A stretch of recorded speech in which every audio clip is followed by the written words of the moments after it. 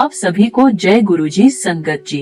Divine सत्संग with Guruji channel पर आपका स्वागत है।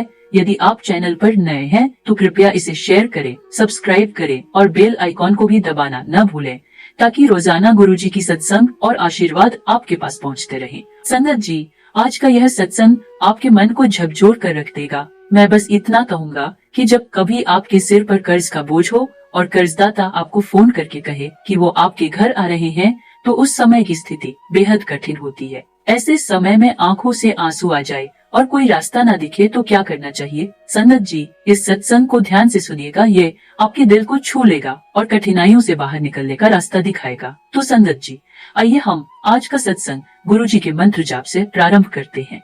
ओम नमः शिवाय। शिव जी सदा सहाय। ओम नमः शिवाय। गुरु जी सदा सहाय। जय गुरु जी। शुक्राना गुरु जी।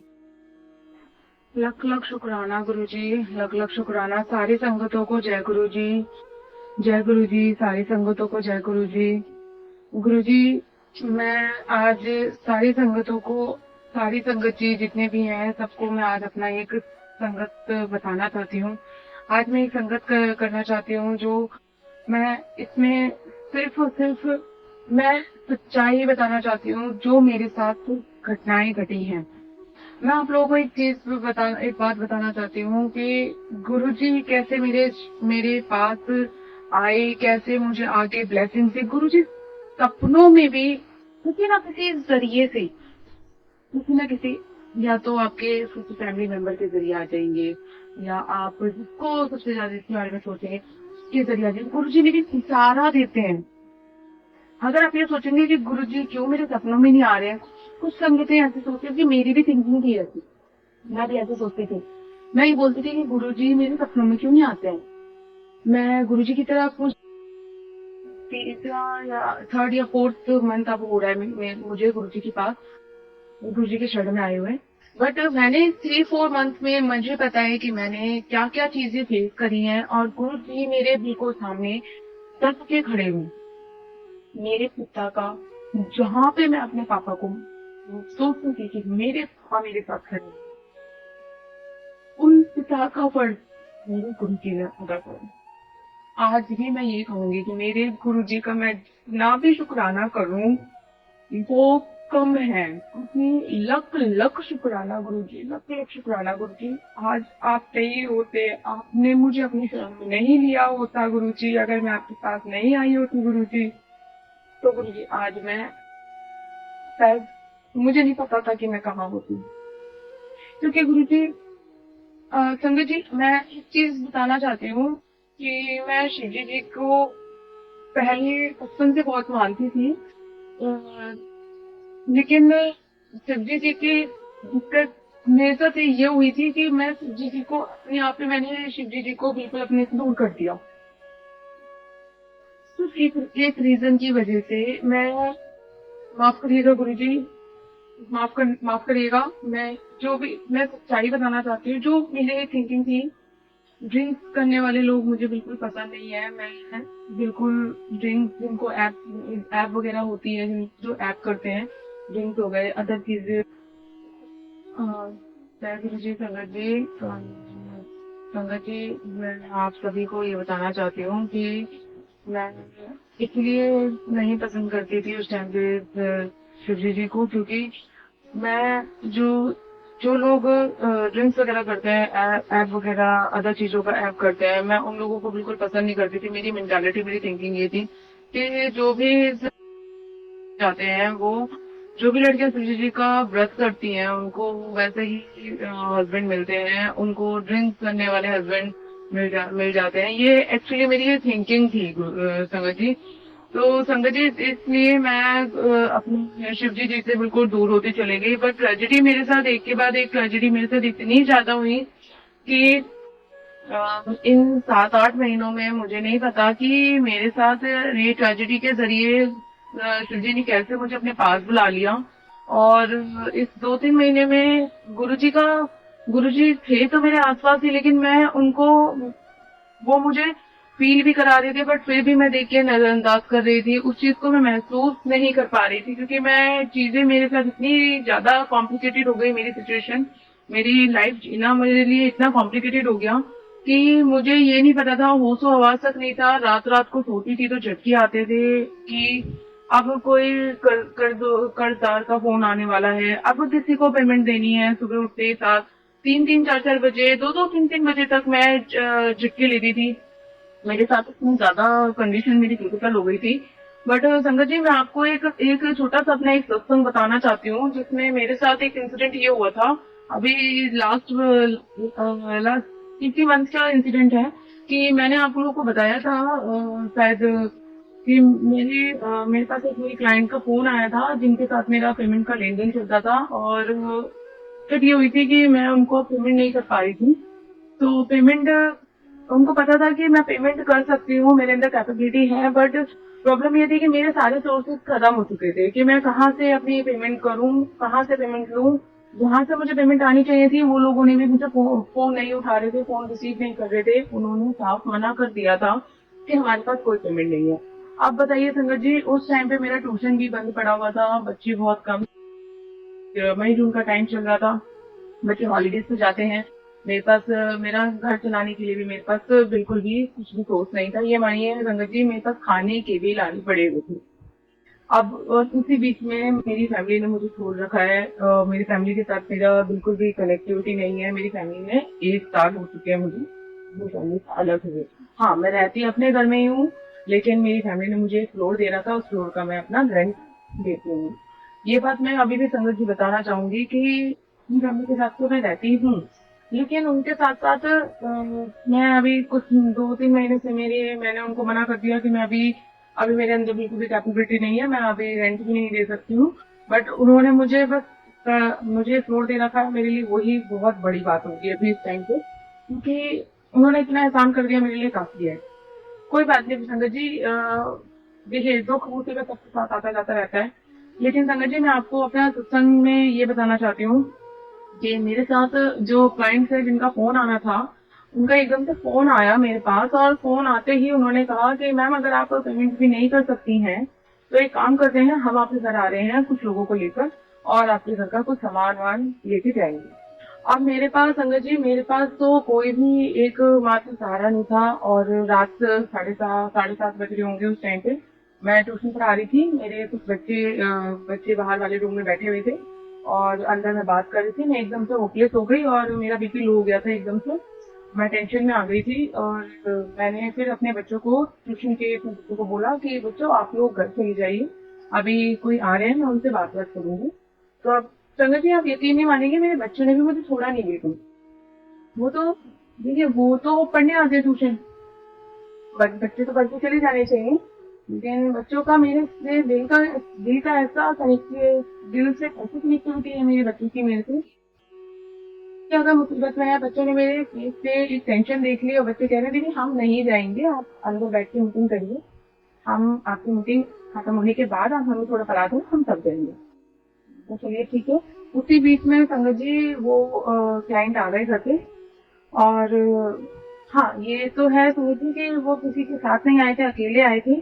बट जैसे ही वो आए, उस टाइम पे उनके साथ मेरी बातचीत चल रही थी। बातचीत चलते चलते मैं गुरुजी के सामने सामने स्वरूप के सामने गुरुजी के स्वरूप के सामने देखने लग गई, और देखते ही देखते मेरी आंखों में एकदम से आंसू आ गया। मैंने गुरुजी से बस इतनी अरदास लगाई मन में, गुरुजी का गुरुजी का नाम जपा, और गुरुजी का गुरु मंत्र जपा मैंने।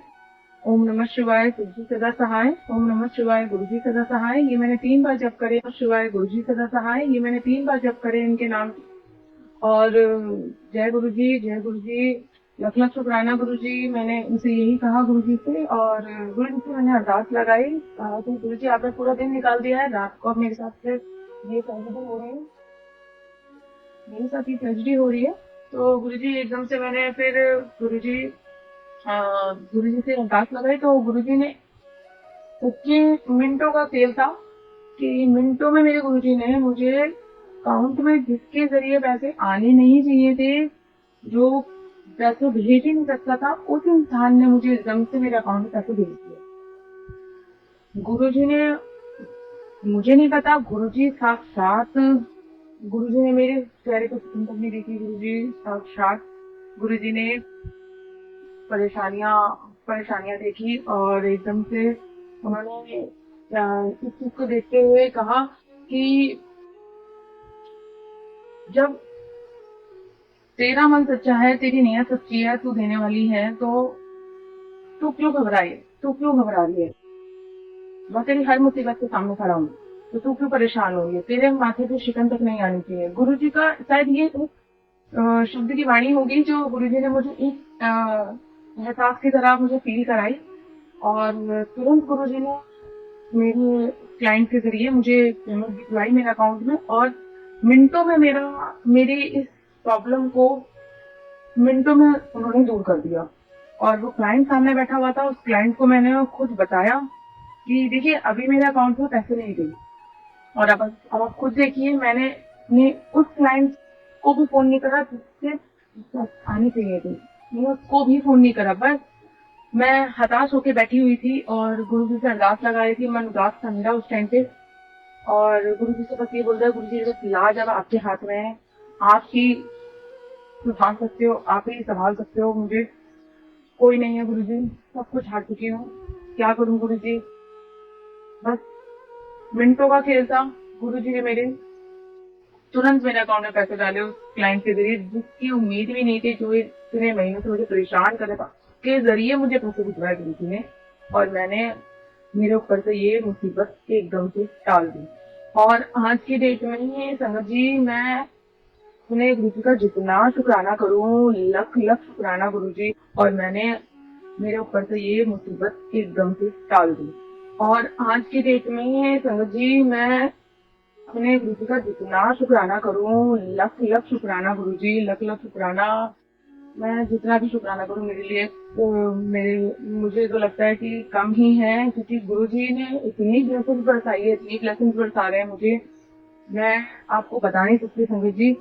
जो जो गुरु जी के शरण में जाता है का कभी भी एक भी बाल भी बाका कोई कर ही नहीं सकता। अगर आपकी नीयत अच्छी है, अगर आपका ईमान सच्चा है, अगर आप ऐसे किसी हो, तो मैं तो आप लोगों से यही कहूंगी कि बस गुरु जी के आगे गुरु जी का मंत्र जाप करिए, गुरु जी का शुक्राना करिए, रोज शुक्राना गुरु जी का करिए, क्योंकि जो हमें रोज ये जो दिन नसीब हो रहा है, ये सिर्फ गुरु जी की बदौलत ही गुरु जी की बदौलत ही शांति से हम अपना जीवन जी पा रहे हैं।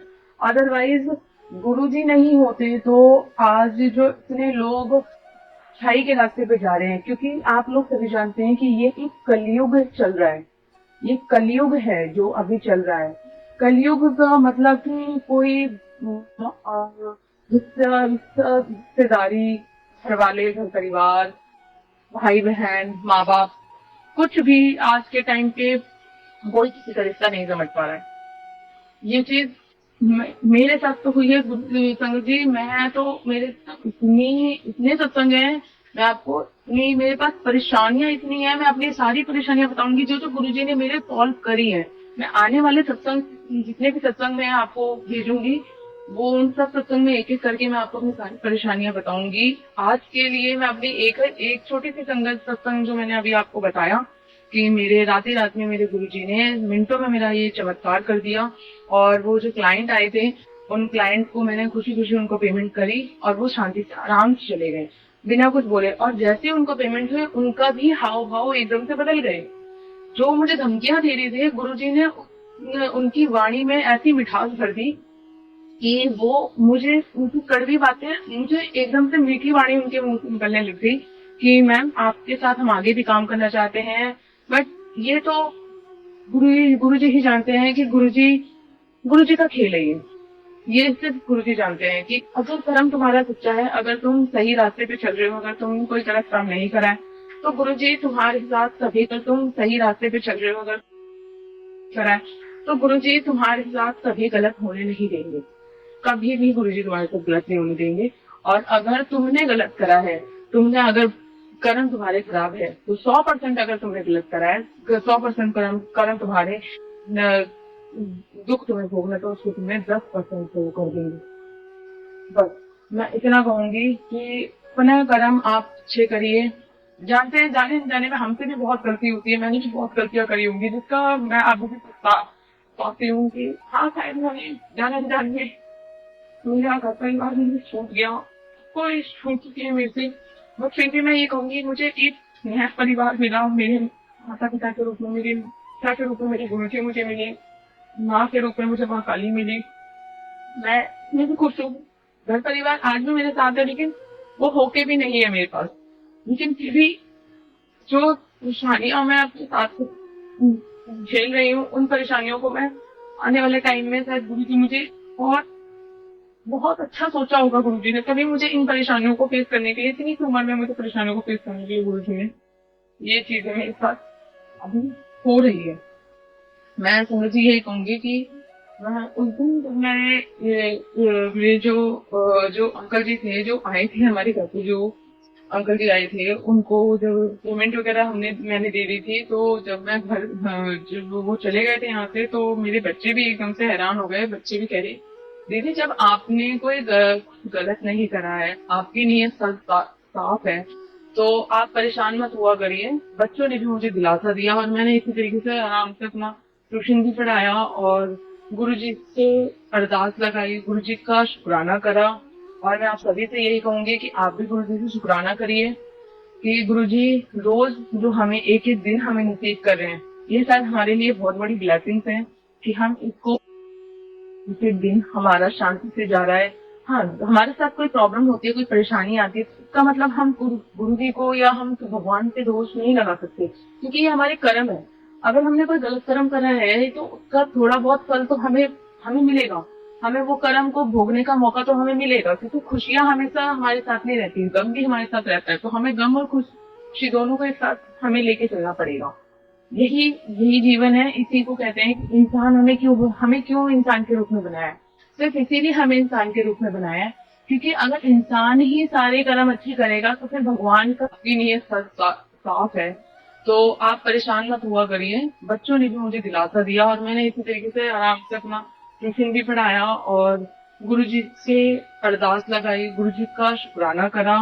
और मैं आप सभी से यही कहूंगी कि आप भी गुरुजी से शुक्राना करिए कि गुरुजी रोज जो हमें एक एक दिन हमें नसीब कर रहे हैं, ये शायद हमारे लिए बहुत बड़ी ब्लेसिंग्स हैं कि हम इसको रोज एक एक दिन हमारा शांति से जा रहा है। हाँ, हमारे साथ कोई प्रॉब्लम होती है, कोई परेशानी आती है, इसका मतलब हम गुरु जी को या हम भगवान के दोष नहीं लगा सकते, क्योंकि ये हमारे कर्म है।